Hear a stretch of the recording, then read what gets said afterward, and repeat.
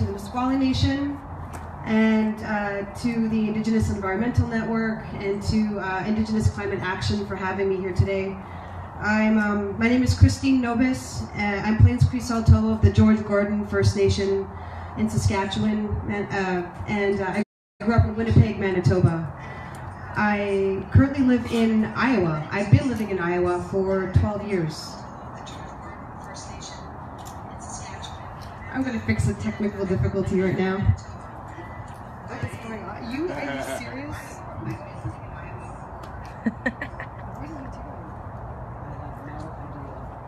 You're spinning. Okay. My bad. Sorry. Okay. Any slightly competent live streamers are welcome to the front. Please. Okay, just press that blue button. Don't move. You good? Sure. Okay, don't touch anything. Can you push it? Yeah, push the blue button. Okay. So, like I said, my name is Sikowis Nobiss. I'm Plains Cree Saulteaux of the George Gordon First Nation in Saskatchewan. I grew up in Winnipeg. I've been living in Iowa for 12 years. I got my master's degree there in religious studies with a focus on Native American religious traditions and a minor in American Indian Native Studies. I've been doing this work for a while. My first job was, I think I was 19, at the New Brunswick Aboriginal Peoples Council in Canada on the East Coast, and this is a passion of mine, and I feel very lucky and honored that I've actually been able to etch out some sort of a living doing this. I was really happy when I was asked to come present on this particular topic because, you know, Iowa and Missouri, you know, the Midwest states, you know, some of them that are more, you know, in the heartland of America are often overlooked when we think about Indigenous issues. And, you know, largely because these are states that were very, very much cleared out, you know, through annihilation and assimilation and removal. And Iowa is definitely one of those places. I want to paint a picture for you, and I'm going to go forward in my slide here. So this is Iowa's pre-colonial landscape. And I'm going to read to you some words that Lance Foster gave to me today to present here. He is the tribal historian for the Iowa of Kansas and Nebraska. And this is what he wrote. According to Lance, the word Iowa may have to do with the metaphor of rocking a person back and forth all night during the pipe dance adoption, aka the Calumet ceremony, which the Iowa and Omaha learned from the Pawnee and passed on to the Dakota and Lakota. That was the root meaning of one translation, the sleepy ones, rocking your baby to sleep. That is his own understanding of this word. No one quite knows what it means. Well, let's just put it this way, there's a debate, but this is Lance's interpretation of it. The land between two rivers, referring to the Missouri and the Mississippi, in a strategic location in the heart of America, is now known as Iowa. The Meskwaki have a saying that the east is too bloody, the west is too dry, the north is too cold, and the south is too hot. But here it is just right. There were many tribes that called Iowa or parts of Iowa home. Some lived here a long time and some lived here briefly. Tribes with deep history in Iowa are the Iowa, Oto, Omaha, Ponca, Ho-Chunk, also known as the Winnebago, the Meskwaki, the Sac and the Fox, Dakota, Yankton, also known as the Hawkdawan, and the Illini, or the Illini. There's a difference in pronunciation for that. The Potawatomi also settled in Iowa for a time during Indian removal. The only tribe to now remain as a nation in Iowa is the Meskwaki, with a settlement near Tama. The Omaha and the Ho-Chunk still own lands there, but there are other tribes who are still consulted about places important to them in the state. And of course, there are now also individuals of tribes from across North America who have now made homes in Iowa as well, myself being an example. There are, as the census tells us, about 14,000 Native American people residing in Iowa. The Meskwaki make up about 1,400 of those. The land which we call the Midwest was recognized and bounded by its rivers. The rivers provided the easiest routes for travel. They provided the floods which cleansed the land of decay and which deposited rich soils for crops. The river terraces determined the placement of villages. The lower, rich terraces reserved for fields of corn, beans, and squash, and the village itself placed on a higher terrace or even a bluff overlooking the river. These were the summer villages, for protected areas were preferred for winter lodges. So that was given me today to pass on to you by Lance. Again, I'm still trying to get you to picture Iowa in its pre-colonized state. From the Mississippi River to the Missouri River, the Iowa landscape once transitioned from woodland to oak savanna and wetlands to tallgrass prairie over to the Missouri. And species-wise, Iowa was one of the most diverse places in the continent, which seems like a real surprise. But in fact, the Iowa Prairie Network has compared the biodiversity of Iowa from back then, in its pre-colonized state, to the rainforest in South America. It was an extremely diverse place. But this is Iowa now. Iowa has basically become a desert. But it's something other than desert, because deserts are beautiful places, and I don't want to compare what Iowa is necessarily to a desert, but in terms of biological diversity, Iowa is definitely comparable to a desert, because there is less biological diversity than a desert, and the land has become conditioned to rely on fertilizer, pesticides, herbicides, and other chemicals to maintain its heavy crop rotation schedule. It's like an artificial environment, if you will. There's no composting that's occurring, so technically everything that grows through human intervention. Not only has Iowa been completely biologically altered over the past few hundred years, but it has no natural future unless we intervene with a great sense of urgency and focused action. Not only was the land deeply colonized, but the indigenous people in the area were met with great violence and either annihilated or removed to make room for settlers and their own farms. Iowa's soil was once very rich and fertile and considered one of the best places in the world even to develop a homestead. So as you guys have probably heard and know already, settler militias stormed into Iowa. Settlers galore came and displaced the native people from that land and set up their own farms, and this is what we ended up with today, an area that is basically a dead zone. So now I'm going to throw some statistics at you. This map was given to me by Mark Edwards, longtime Iowa activist and former trails coordinator for the Department of Natural Resources in Iowa. So he's very educated on what's been going on there. And this gray and this brown zone in Iowa are utilized for agriculture. That makes up 91% of the state. 63% of this area right here, the gray area, is monocropped with corn and soy, 90% of which is GMO.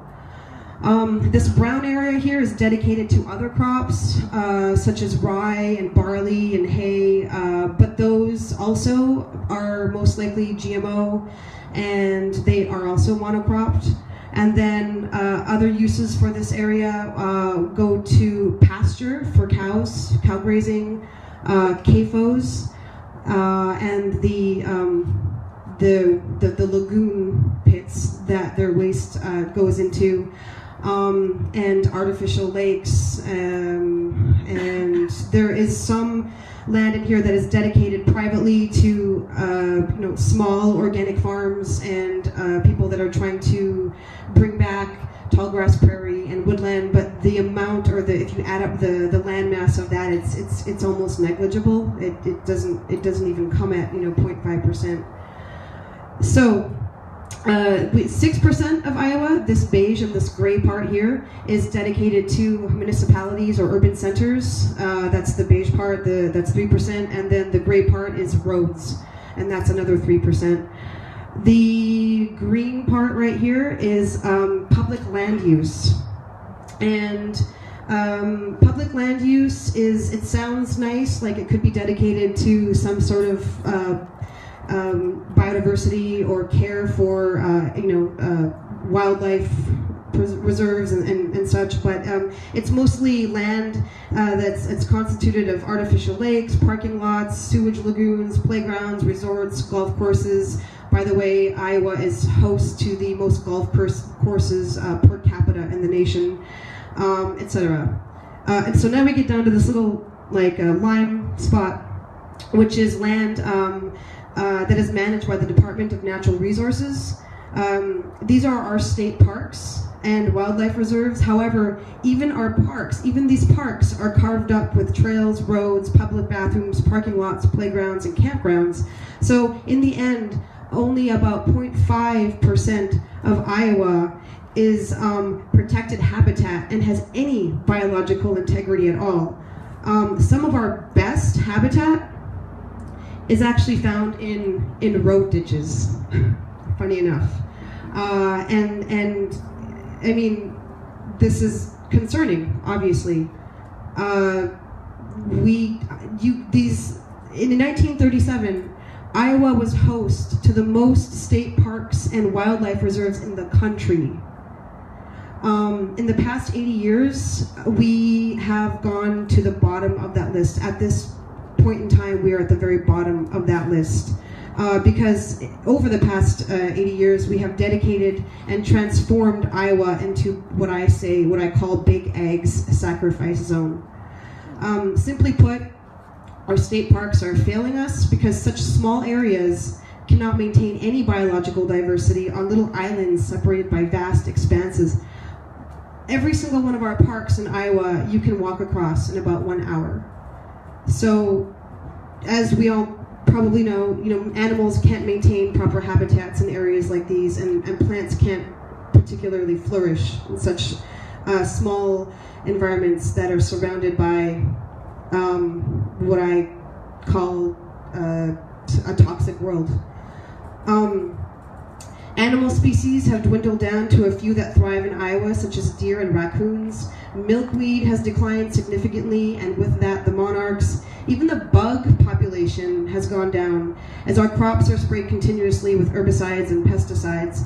So, I mean, we joke around sometimes, some of us environmentalists there in Iowa, about when you drive through Iowa, you don't gotta clean your windshields as much, but then you move out of Iowa and all of a sudden you're just getting splattered with bugs. And that's a sign to me that if the bugs are not living, then there's definitely a problem, because there's always that thought that the cockroaches are gonna end up surviving after the apocalypse. Well, Iowa to me is a real sign that there's an issue. Our deer population is doing really well in Iowa. I've got families of deer in my backyard, continuously, and they seem happy. But this is not necessarily a good thing. This is due to the extinction of apex predators like cougars, bears, and wolves in Iowa. They don't exist, and once in a while you get a bear, a wolf, or a cougar that attempts to set foot in this state. But the minute they enter, they're usually exterminated, for public safety issues, because people can't handle that kind of animal in Iowa. It's become such a foreign concept that it's become a scary event. But it's not like there's any habitat for them to thrive there anyway. So I don't really know what a bear would do in Iowa. And a lot of species can't transverse the state. For instance, the diving duck, which is the most common duck in North America, I believe, it's starving right now in Iowa. As it flies across the state and dives to catch fish or bugs or whatever it is it's trying to catch, it's not getting anything. a lot of our waterways are in that much trouble, and so there's a real issue with that at the moment. Now, water. Water in Iowa is deplorable.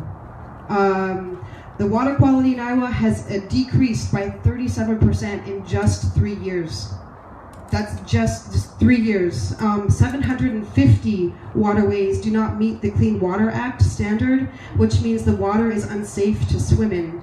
Last year, 70% of Iowa's beaches were closed for the summer. This is due to excessive application of herbicides, pesticides, fertilizers, artificial and animal waste fertilizers, which contain heavy metals and toxins used by the big ag industrial complex. So while surrounding states are attempting to adhere to the Clean Water Act and fix up their water and their environment, Iowa seems to be moving in the opposite direction.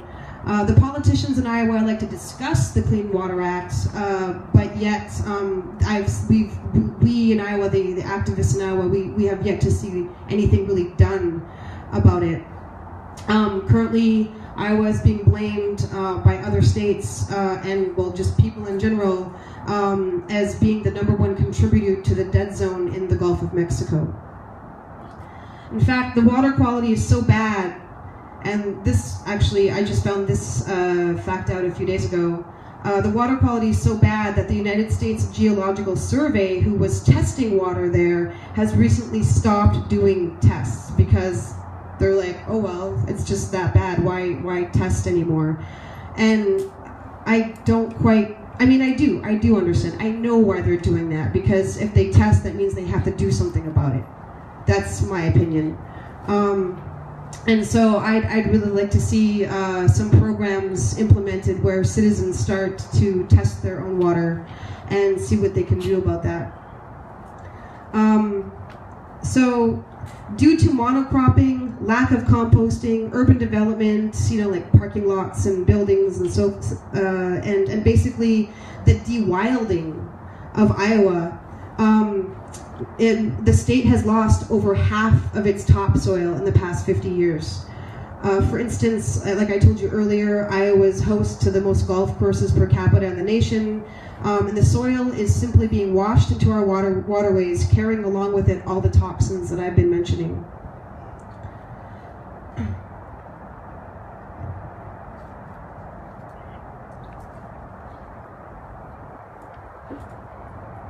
Have a drink of water after talking about water. So I want to talk about CAFOs next. When discussing water quality in the state of Iowa, one simply can't miss referencing the CAFO crisis. CAFO is an acronym for Concentrated Animal Feed Operation. Hidden from the big cities, but an immediate threat to rural communities, are over 15,000 CAFOs in Iowa. And I'm speaking specifically about hog CAFOs right now. 10,000 are legal, but recently, through the work of some local activists, we have uncovered another 5,000 illegal CAFOs in the state of Iowa. There are over 23 million hogs living a horrible existence, and that create over 10 billion gallons of waste mixed with water per year. Big Ag and the local government likes to call this mixture of salt and shit fertilizer. I guess when you mix it with water, it becomes fertilizer. Really, it is what it is. Shockingly, and this is, I still can't seem to comprehend this myself, producers are buying more land to build more CAFOs due to a surge in the commercial demand for pork. So this pork demand has been coming from Mexico for a long time, and then of course other parts of the world in the US and Canada. But recently China has been really increasing that demand. And so the state governor, Kim Reynolds, who's the predecessor to Branstad, the one that put in DAPO through Iowa, she was backed by the Iowa Department of Natural Resources, and she stated that based on the state's fertilizer needs, again, we're talking about shit mixed with water, that Iowa could support another 30,000 CAFOs, which is 4 times as many that exist right now.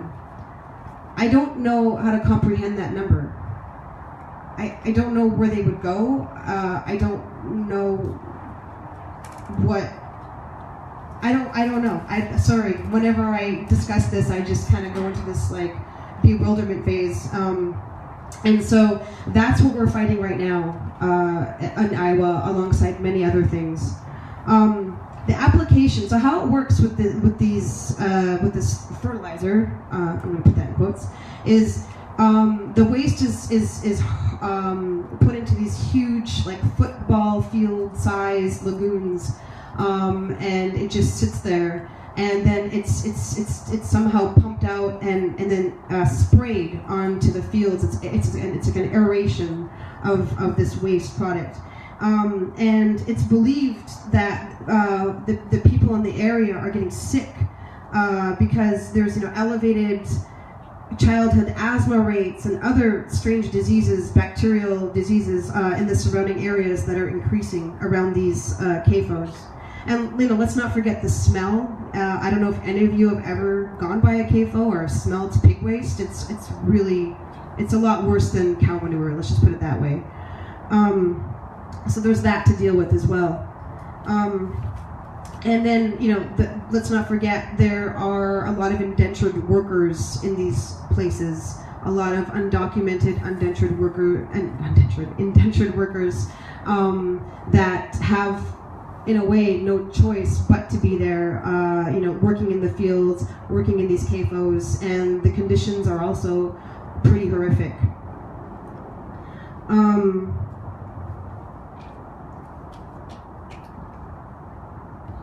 So in terms of this fertilizer, it has its limitations. For instance, you can't apply it while the ground is frozen. There are also limits as to how many nutrients from manure a piece of land can handle. Because basically manure is high in fecal coliform, nitrogen, and phosphates, all of which eventually leaches into the Iowa waterways, which is one of the largest reasons why we have 750 impaired waterways in Iowa.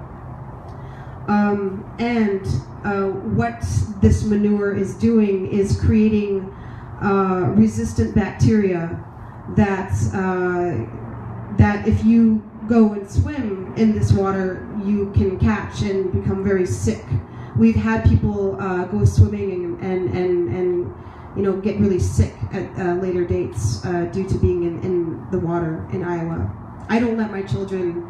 In fact, I have never let my children swim in the water in Iowa, and this is before I knew all of this about CAFOs even. It's just because I knew that there was such bad runoff from big ag, from the fertilizers and pesticides and herbicides. And the water just doesn't look good.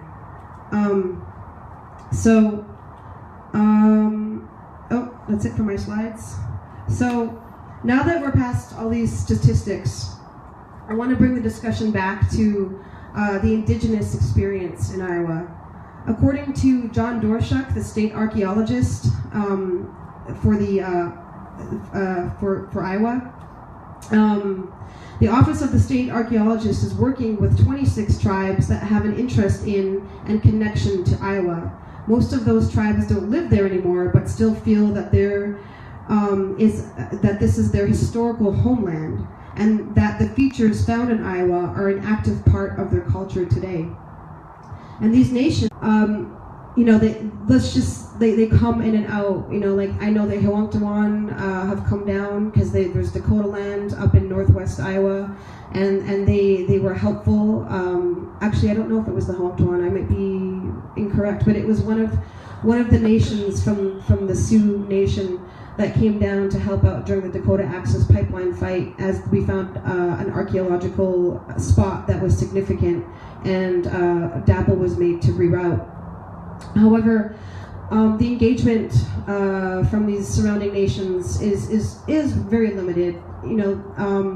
like I said, they do come to celebrate the homeland and to, visit the effigy mounds up in northeast Iowa. But in general, in terms of engagement in the issues in Iowa, there's not a lot of that going on. But my hope is that they will.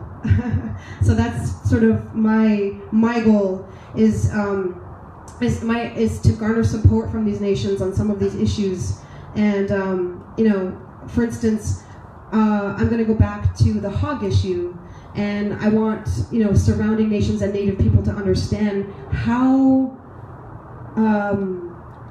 symbolic it is that we do have 23 million hogs in Iowa and what that means from a historical perspective. I'm going to read to you a little quick blog that I wrote a few months ago concerning pigs. Pigs are not native to this land. They were brought in initially by conquistadors who were not concerned about the destruction of local crops and the influx of diseases the pigs brought. Some scholars believe that pigs are responsible for the initial massive population reduction in Mexico, where they quickly spread disease. The French, who came after, have recorded their reaction to the aftermath of this genocide. However, Mexico was not the only part of the Americas hit by the diseases that swine brought with them. All of the Americas was eventually affected by the influx of these diseases. As time went on, some tribes were forced into swine herding. They were strong-armed out of their indigenous lifestyles into becoming keepers of their colonizers' livestock. Franciscan monks have records detailing their approval of raising swine and its many benefits. And yes, some tribes did benefit from raising these animals. However, pigs were either liked or disliked by various tribes. Some embraced them and enjoyed the taste of the meat, but others thought that they were dirty and or devastated by the destruction of their crops and indigenous way of life. Not only did pigs have a substantial and serious effect on the indigenous population of the Americas, but they are still affecting our health. Currently, Native Americans have the highest diabetes rate in the country. The rise in this disease is a direct correlation to the rise in obesity. Native Americans have been forced into a meat, sugar, fat, and processed diet due to restrictions on access to healthier foods. Many reservations are basically food deserts. Though meat was rationed throughout the centuries on reservations, currently, pork has become a staple in many diets. Furthermore, what we consider a traditional dish is actually a recipe that has been invented out of necessity through the years of colonization. Pork lard, and processed pork is a staple in many recipes. For instance, fry bread, which is a food created out of innovation due to limited supplies, is cooked in lard. It is not something that should be eaten often. However, it has become a staple and a prized food in the Native American diet. So, pork devastated us, or pigs devastated us in the past, and now today, technically, it's still causing havoc in our communities, because pork is one of the cheapest meats you can buy, as we all know, in America, because we produce so much of it. And I just think it's really significant that in the land that was so sought after for its rich, fertile soil, between two of the biggest rivers in the country, the Mississippi and the Missouri, we've stockpiled all the pigs and we've completely transformed the land so it's unrecognizable. That's 30% of the pipeline, of the DAPL pipeline goes through Iowa. Iowa is host to the majority of the pipeline compared to the other 4 states. And I can't talk about DAPL without first quickly mentioning Maria Pearson, only because we'll get back to this, but she's from the Sikowis Nation, but she resided in Iowa for most of her life, and she's considered to be the founding mother of NAGPRA, the Native American Graves and Reparation Act. And so, in essence, NAGPRA was born out of Iowa, and I'll get back to this, but I just think it's important to mention her work, because we're gonna speak about that in a second. So basically, DAPL starts at the northwest west point of Iowa and goes completely diagonally across the state to the southeast point, and then under the Mississippi into Illinois, where it meets a refinery, and then of course the crude gets pumped down to Texas somewhere. From an Indigenous perspective in Iowa, it was interesting. The fight actually started in Iowa in November 2014 when a group of students at the University of Northern Iowa hosted a meeting out of concern that this pipeline was going to be coming through the state. They didn't expect many people to show up, but about 200 people showed up from various parts of the community. You know, we had, of course, farmers. There were conservative types, liberal types, Democrats, Republicans, elders, young people. It was a real range of people that showed up to this meeting. And yes, of course, there was a handful of Native people that went as well. And some of these people were Meskwaki, but very few Native people were at this initial meeting. So the Native fight to DAPL in Iowa has been small. It was not something the Meskwaki as a nation was involved in, but there were Meskwaki people involved very heavily. And I'd like to say thank you to Danielle Wanati, who was one of the Meskwaki people that fought the Dakota Access Pipeline in Iowa from early on. I want to talk about archaeology. So, archaeology, it's a real issue for Native people, of course, because, things are never done right. However, it can be a really important tool that we use to protect our important sacred sites. And what happened in Iowa was horrible because what's supposed to happen is when DAPL got its permit, one of the requirements is that it do some archaeological surveys along the pipeline route to make sure that it doesn't go through anything significant. Now, we know from word of mouth from landowners that the surveys that were done were ridiculous. They were very quick and did not require a lot of time, and the state archaeologist John Dorashuk was actually very upset with these reports that he received, and he wouldn't sign off on these reports for 1 year. He fought the Iowa Utilities Board, who is the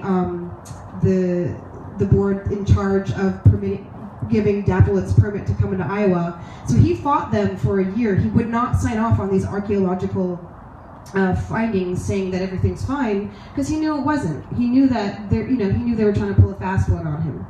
Eventually, he was threatened with termination of his job, and he signed off on it. And he, his thought process is better me than have them hire somebody else that will just, checkbox everything.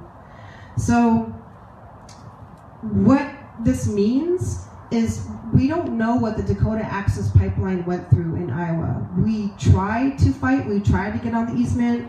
We did get maps after the fact from John, and that showed us where there could be significant areas. We did work with Lance Foster on trying to understand the landscape and where we might find something significant within the easement area.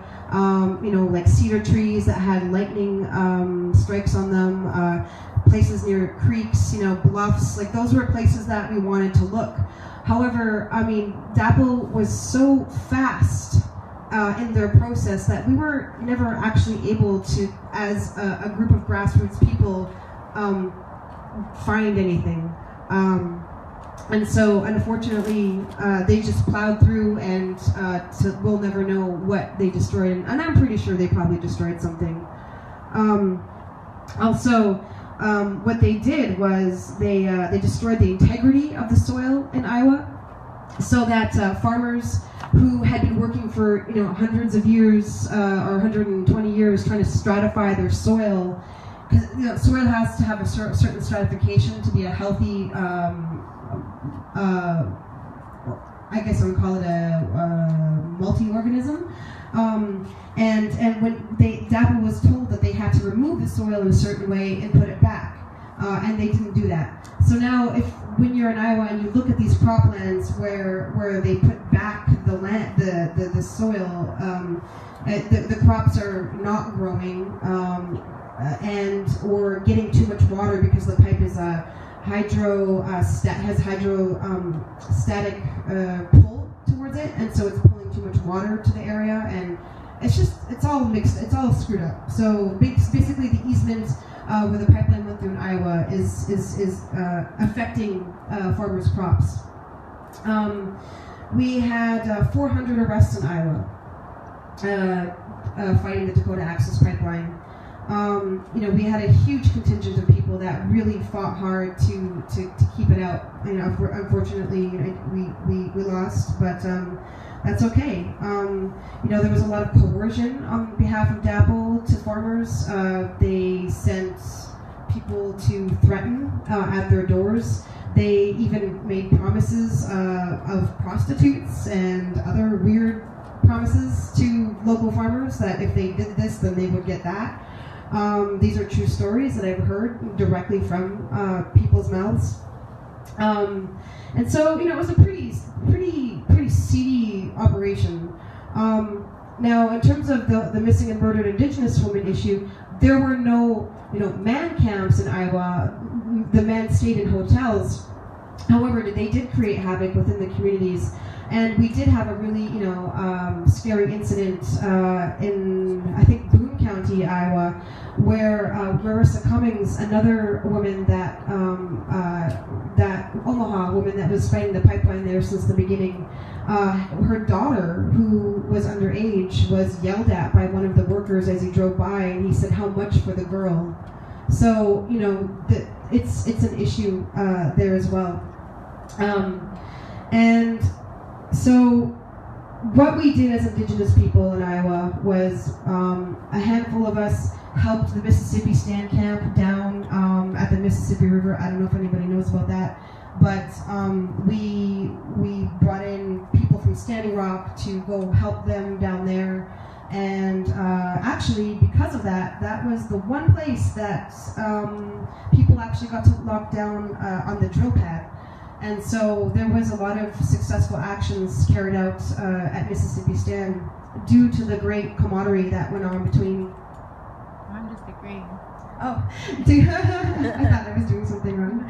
Due to the great camaraderie, the work that went on between Mississippi Stand and actually Sacred Stone Camp, because LaDonna is the one that helped me a lot out with that particular process. So that was Mississippi Stand. We also had a little farmer camp that happened there for a while, where a woman, one of the landowners, was trying to stop the pipeline from going through her land, and it was a farmers resistance camp. And they were there for a month or two, and they did some good work. She got arrested for walking on her own land. It's pretty crazy, but that's what happened. And then we started Little Creek. I didn't want to stop fighting the pipeline once the Oceti-Shikowi camps were disassembled. So myself and J.D. Goodhouse started Little Creek Camp in Iowa.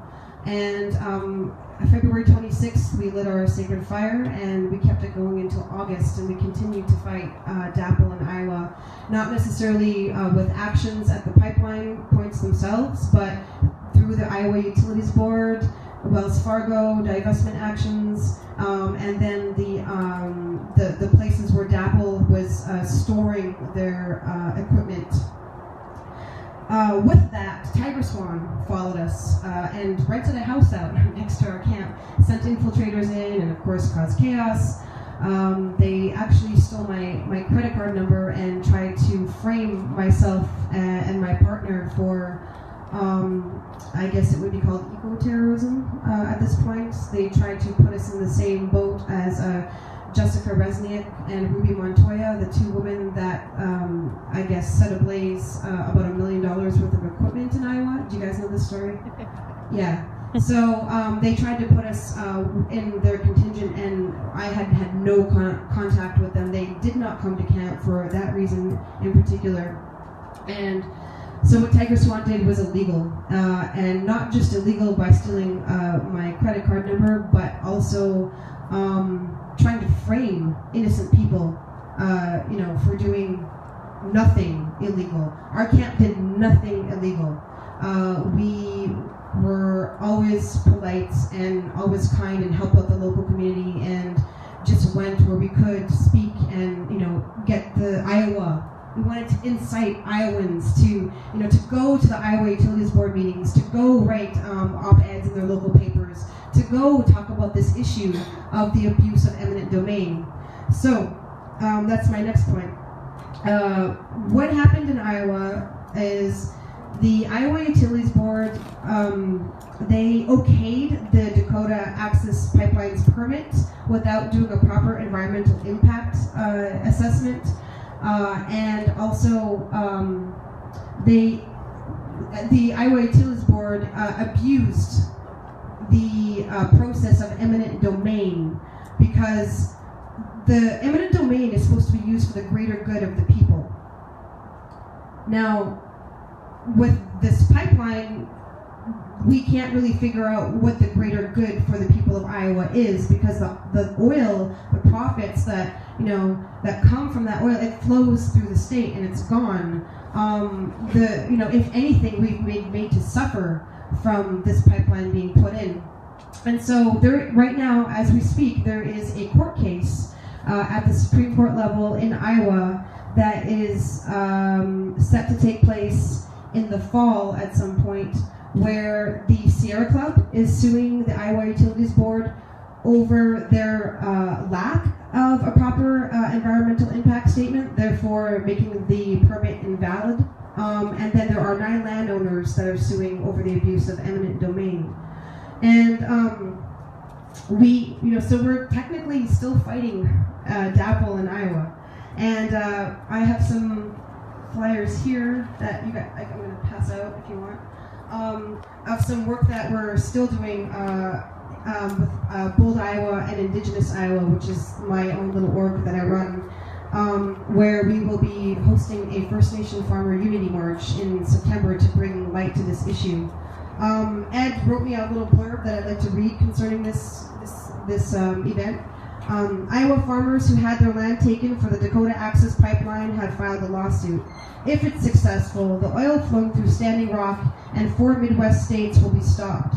To wake people up to the importance of the lawsuit, we're organizing a 90-mile march September 1st to the 8th following the pipeline route. Iowa water protectors, Danielle Wanatee and Shelley Buffalo, Sikowis Nobiss, and myself, Ed Fallon of Bold, Iowa, are leading this march. We invite Indigenous people from across the country to join us. So, that is the issue with eminent domain in Iowa. But from an Indigenous perspective, I always have to add, when I'm speaking about eminent domain in Iowa, or to anybody, that we need to look at eminent domain from a different perspective. It's not just about taking land from private landowners. It's another process of colonization. And also, whenever I speak about eminent domain, I always make sure to add that, yes, I understand your land is being taken. I have sympathy for that. However, your farm that your family, say, has owned for the last 100 years, it's sitting upon a stratified history of our people. It's sitting upon, the bones of our ancestors and the objects, our sacred objects that were lost due to the genocide and the process of colonization. So that's why we're doing this march. We're bringing unity to what the farmers are going through the abuse of eminent domain and the process of genocide and colonization that First Nation people have suffered for so long. And that's hopefully why we will be successful. Oh, I didn't mean to get those in there, baby. Where am I? 1, 2, 3, 6. Yes. So now I want to talk about something that is near and dear to my heart. It's something that I've been thinking about for many, many years. And it's how do you organize as an Indigenous person outside of Indian country? When you're within your community, within a nation, a reservation, a bounded territory, it is a little easier in that you have that community and the camaraderie, and you've got those treaties to back you up, and that land base, that sovereign land base, and so it's a little different when you're not within your community and you're organizing. I frankly feel kind of alone in Iowa sometimes. Like I said, there is the Nisqually Nation. They're a small nation, and they have to be careful in how they conduct themselves, as they are not federally recognized. They are a settlement. They bought their land, and so they also need to play that game where they need to be this little tiny island in the middle of Iowa, surrounded by settler descendants, and they need to be careful. So, they're not always going to want to engage in certain fights that some of us other Indigenous people living within the state might want to be involved in. So there's not very many of us in terms of Indigenous resistance in Iowa. There's a handful of us. It can be hard because you feel somewhat displaced at times, and that you aren't necessarily speaking the right way. As we all know, we have to respect who was on this land. However, the really interesting thing about Iowa is that it was home to many, many, many nations over a time period. And so there is that one, I guess you could say, uniting force about that particular state. I think even my Cree people probably came down there at some point. And so the difficulty that I find in Iowa, well, one of the difficulties I've found about organizing in Iowa is making inroads with white organizations. I sort of have to be that loudmouth and that agitator often to make sure that Indigenous people are recognized and included in the process of change making. I will give you an example. The Women's March right after Standing Rock was really happy to have us come speak. They had myself, Marissa Cummings, and Stephanie Bad Soldier Snow speak on that stage that January when Standing Rock was still going strong. However, this last January, I had no intention of speaking at it, so I wasn't paying attention. But the lineup came across my desk at the very last minute, the day before the march was to happen, and I noticed that there was no Indigenous representation in the lineup. And, that really bothered me, because as you know, this is the Women's March, and Native American women suffer from the highest rape rates in the country, the highest abuse rates. There are 5,712 missing women, Indigenous women right now in the National Crime Database. And as, I will say very bluntly, that number is obviously much higher because there's a lot of people that are not accounted for due to lack of proper reporting methods, due to lack of, or due to identity politics and all those things. So from my perspective, I was like, how could you not have an Indigenous woman up there speaking at this event? Especially, even if it wasn't the case that we have these high rates of everything, how could you just not have an Indigenous person up there to represent the land that you're standing on? So I emailed them, they got back to me right away, and they said, can you come do it? I said, well, I'll try to get somebody else to do it because I didn't want to. But somebody else couldn't at that short notice, so I got up really early that morning at 6 in the morning, wrote a speech, drove 2 hours to Des Moines, walked up on stage and said, thank you so much for having me here at the last minute, but I want to make something very clear. If the change makers don't see us, then who will? I just want to remind everybody that you need to include Indigenous people always in your programming, because we are where your land was. We are the people that were here. This is where this land that you're standing on is where we come from.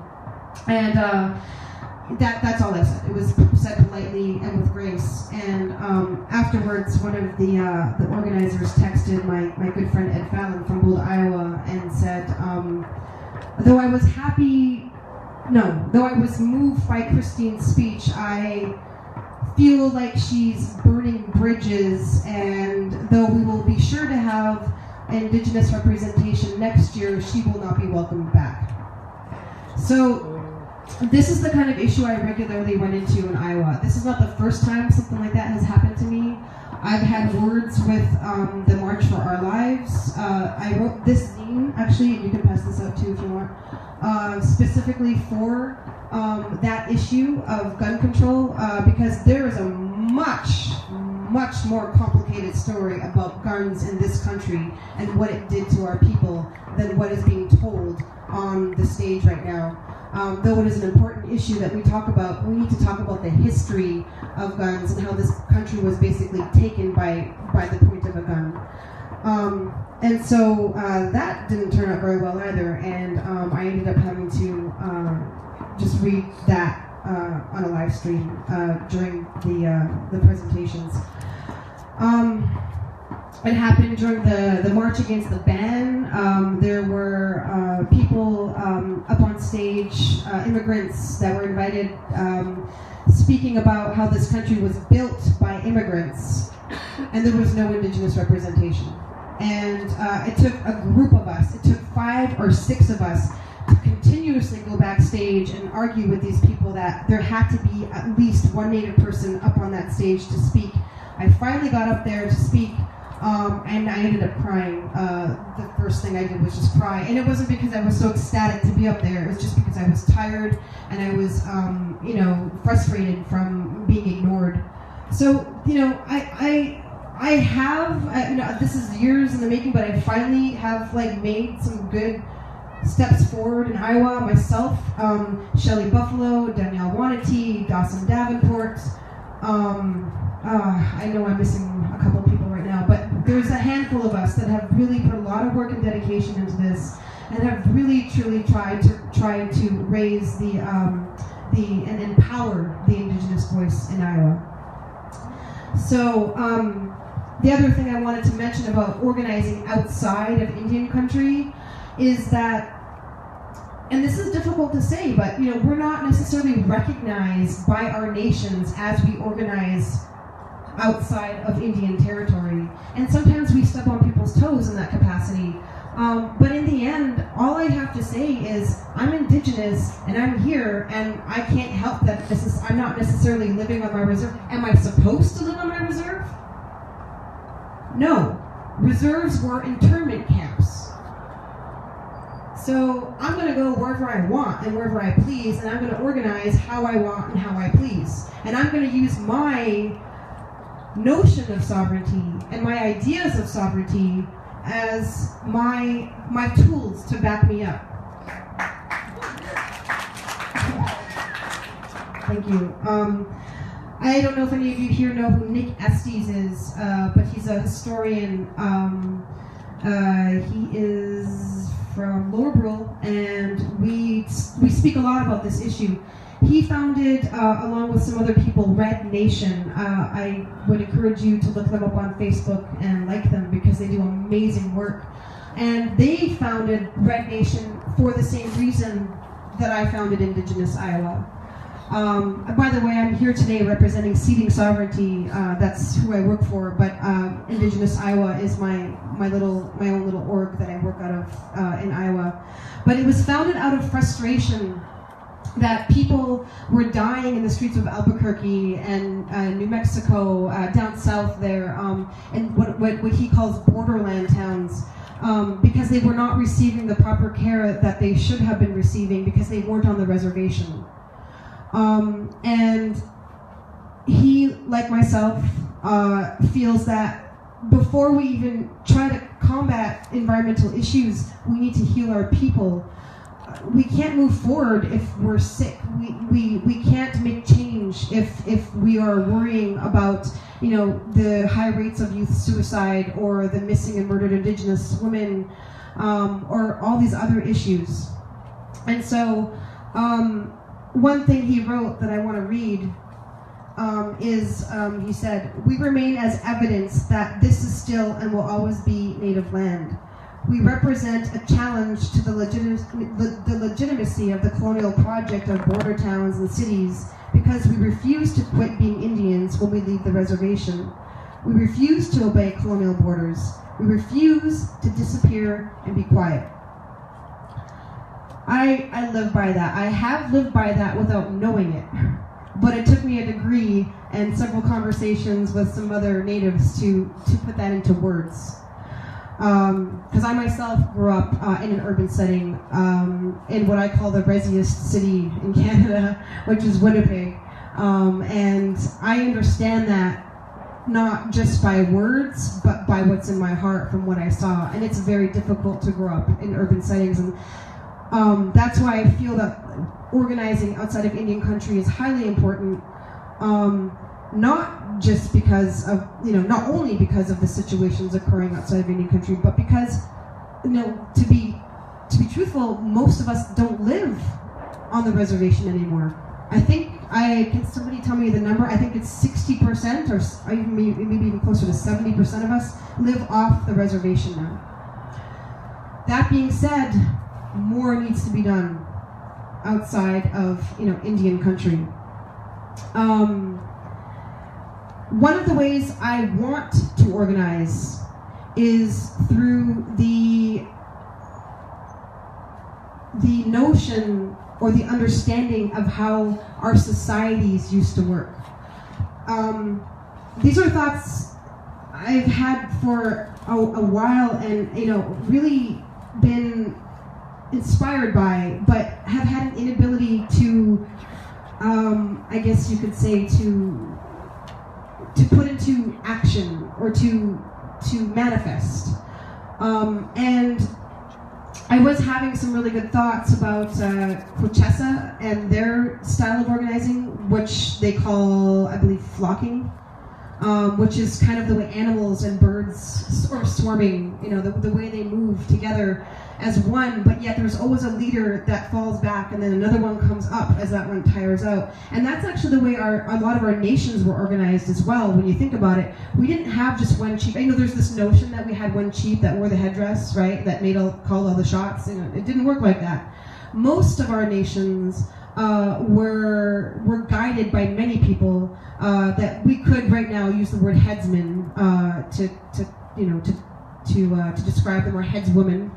And so they had specialties, and when that particular problem or that time of year or whatever it is they were doing arose, that person would come and do their job, and then after they were done they would back up, and then they obviously had council meetings, and they sat together and discussed these matters, and that's how our societies worked as well. And so I don't ever like to give information without crediting the people I got it from. And so before I start talking about societies, I really want to give a huge thank you to Faith Spotted Eagle and her daughter Brooke Spotted Eagle for giving me the ability to put these thoughts I've had for some time into words and formulate a way of discussing it. Because Brooke's actually doing a lot of work right now on societies for her PhD, and I was really fortunate to have a conversation at the Ocheti Women's Gathering last week with both of them about the formation of societies and how the way they function is how we should be organizing.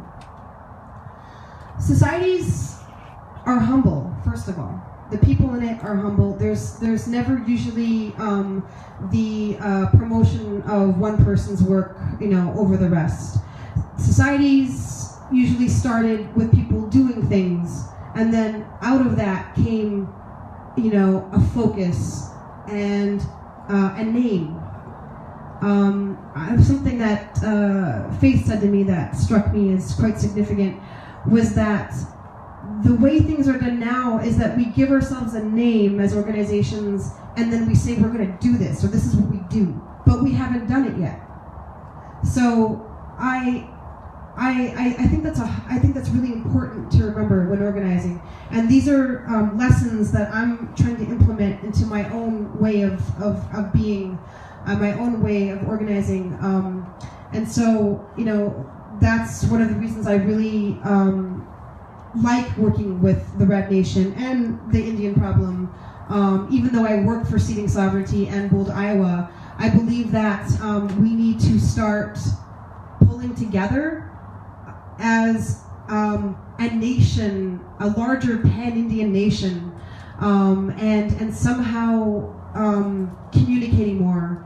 And so that's actually one of my goals, and one of the goals that I've sort of moved in the direction of with Seeding Sovereignty, is to try to bring a more cohesive voice to, well, right now I'm just working on Iowa, to Iowans, to Indigenous people in Iowa, and the fight that we have there. Because, like I said, we have those pigs, right, in Iowa, but yet Iowa CCI, who is probably the number one org right now fighting CAFOs in Iowa, they've never had an Indigenous person tell the story of pigs. That little blog I just wrote you, tell that story. And that is amazing to me. And so I've been speaking to them for some time about getting more involved with them and giving me or Danielle or Dawson or whoever wants to go and speak, giving that stage to an Indigenous person to talk about that, to talk about why pigs are a horrible idea, and well, why confining them is even worse. It's doing a lot of harm, and so there are a few First Nation programs, Indigenous organizations, and individuals that are doing environmental and social justice work in Iowa. For instance, there's certain programs that the Nisqually have started. They just started their own MMIW program, and the Rita Popeke Foundation, in order to raise awareness about what's happening in Iowa. And they're working, I hope, in conjunction with this filmmaker that just got funding to start a documentary on human trafficking in Iowa. So my intention is to make sure that they know that, and that somehow they get connected, if they haven't already been. There are individuals like Frank Lemire in Sioux City, Iowa. I never really considered Sioux City part of Iowa because it's like Nebraska and South Dakota, because all the people that hang out there, all the Indigenous people that hang out there, are Omaha and Winnebago, and but it's in Iowa. Frank Lemire is trying really hard right now to get Indian Health Services to build a detox center, a rehab center, and halfway houses, because 52% of the people in the homeless situations that are in the system are Indigenous in Sioux City, and that is an astounding number, considering that the population of Native people in Sioux City is very small. And so that's like a real issue right there in Iowa, that can be, that we need to look into right away. There's no Indian Health Services in Iowa. Why is that? Because there's no federally recognized tribes. But yet, there are Native people living in Iowa that don't have access to these services. And like I said, it all comes back to treaty territory. It all comes back to being on the reservation where you're supposed to be. And if you're not there, you don't get access to those services. So that's why I really like working with Frank on this matter, because I want to see these services available for the Indigenous people in Iowa. There's other groups doing some good work through the University of Iowa. There's a group in the Quad Cities, the Native American Coalition of the Quad Cities. There's a small group, Sage Sisters of Solidarity. It's a group of 2, but they do amazing stuff, and they're hosting an MMIW event next week, I believe. And so, what you need to do when you're organizing outside of Indian country is make alliances, is work with people, get involved with pretty much everyone. So I am part of a lot of groups in Iowa because I have to be, and that's great. And we do good work together. I always make sure that the Indigenous voice is represented as much as I can. And if I can't be there, I try my best to get somebody else to be there. And if somebody else can't be there, I try to be there. We do our best to make sure that there's always Indigenous representation. We work with the 100 Grannies, with Bold, Iowa, with Iowa CCI, and right now there, of course, is a lot of organizations that I've been being in contact with about the ICE raids. And so, actually, before I finish, I want to read, I want to read something that Dawson wrote for this event so that I could portray to you the thoughts of a Meskwaki person living in Iowa. He said, the Iowa River is on our settlement, but we can't fish in it like we used to. We still pray for the water, animals, and plant life, and the animals that depend on it. The birds, our crops still grow, and we continue to teach our children. I planted some corn a decade old, and it's growing. I was happy to see some beavers the other day and some turtles sunbathing on a log. Some cranes and eagles still grace us with their presence. We continue to pray during these times as we have done through all difficult times, and I feel like we are going to be okay once the storm passes because our ancestors still come to us when we call upon them. The Meskwaki people are doing great work. They have Red Earth Farms, which is a food sovereignty initiative. They just hosted the Great Lakes Intertribal Food Summit, which was amazing. And so I'm really proud to see the good work that they are doing. And there are, like I said, these other orgs in Iowa doing good work. And so I think that together, if we can stand together somehow and raise that collective Indigenous voice in Iowa, we can really make a difference. Because Iowa hasn't heard us to that extent before. And that's kind of a dream of mine. So I'm going to go a little bit off topic to finish off, only because we are dealing with the ICE crisis right now, or the immigration crisis. And I think it's important that I tell you a story about Iowa in terms of this issue.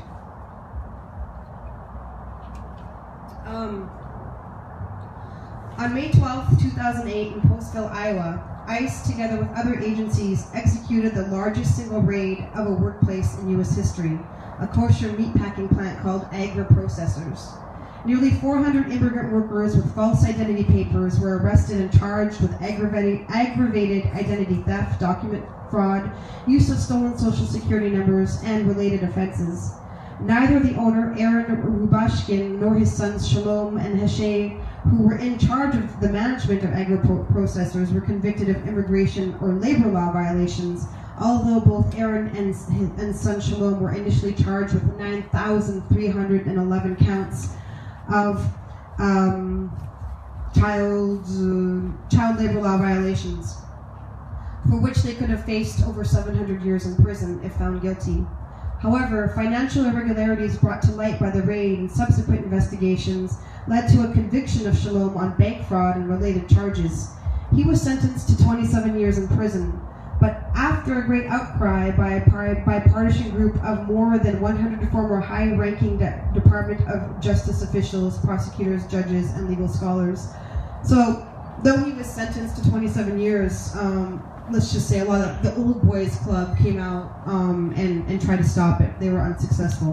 However, on December 20th, 2017, President Trump commuted his sentence to time served, and his trial on immigration charges were canceled. I think it's really important to tell you this story today, considering where people were this morning that were here, and considering where people were today in Portland fighting the white supremacists there at that rally. This happened in Iowa, Postville, Iowa, 10 years ago. We had a remembrance, I guess you could say, a few months ago concerning this. So it's significant, and I just, because I'm talking about Iowa, I thought I would just end with that story. I think that's all I'm going to talk about. I have posters to hand out that were made by Jackie Vaughn, who is one of the women that works with us at Seeding Sovereignty. So please come up and get one if you want. And I guess we can do some question and answers if anyone is interested.